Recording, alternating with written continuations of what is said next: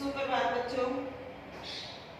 मुगल काल का शासन था, उससे पहले जो हमारे ये विशालकाय भारत था वो एक छोटे छोटे राज्यों में बटा हुआ था और राजाओं के बीच में आपस में प्रतिस्पर्धा होती थी। वो एक दूसरे के साथ युद्ध करते रहते थे ताकि अपने राज्य का विस्तार कर सके और कमजोर राजा को हरा सके। जो राजा युद्ध में हार जाता था तो जीतने वाला राजा या तो उसके साथ संधि कर लेता था या उसको अपना दास बना लेता था।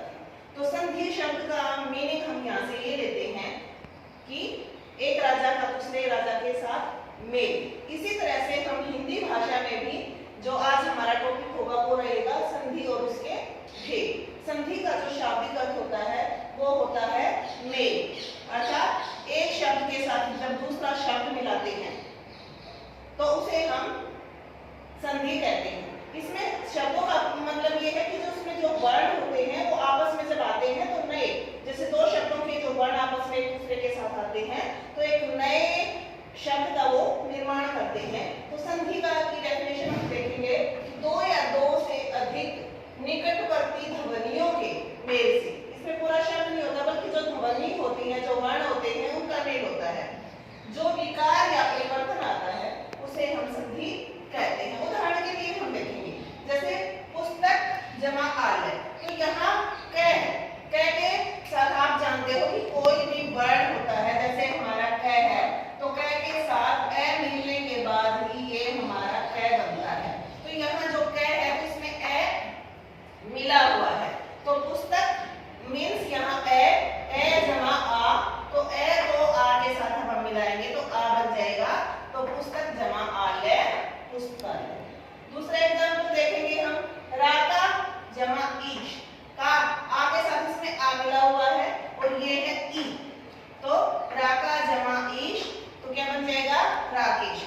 आ प्लस ई ए हो जाता है, ये हमारे सबक हिंदी में आता है। नंबर 3 एग्जाम्पल देखेंगे, वन जमा औषधि, तो न के साथ हम जानते हैं कि कोई भी जो व्यंजन होता है उसके साथ स्वर मिले हुए होते हैं, तो न के साथ भी ए मिला हुआ है, ए प्लस औ, तो ए और ओ मिलकर औ बन जाएगा वन जमा औषधि वनौषधि। अगला रहेगा हमारा महा जमा उदय। महा मीन्स यहाँ है के साथ आ मिला हुआ है, आ प्लस उ ओ हो जाता है, तो महा जमा उदय महोदय।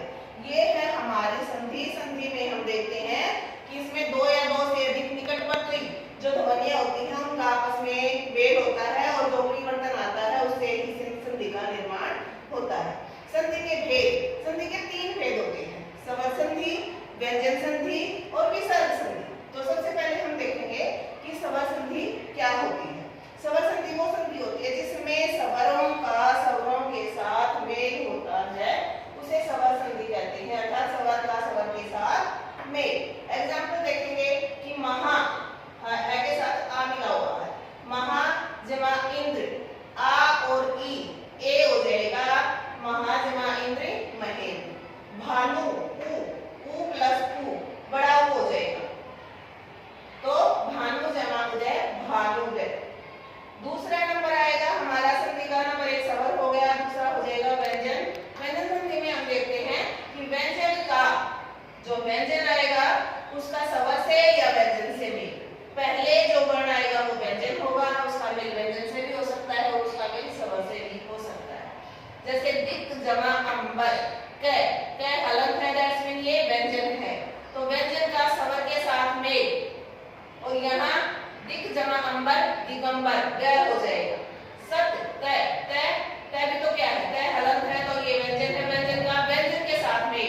सत जमा भावना, सद त का द हो जाएगा, सत जमा भावना सद्भावना। नंबर 3 आएगा विसर्ग संधि। विसर्ग संधि क्या होती है, विसर्ग का स्वर या व्यंजन से मेल। तो विसर्ग संधि वो संधि होती है जहां विसर्ग का मेल या तो स्वर से होगा या व्यंजन से होगा। एग्जाम्पल देखेंगे, नी जमा मल, तो हलंत का रे हो जाएगा नी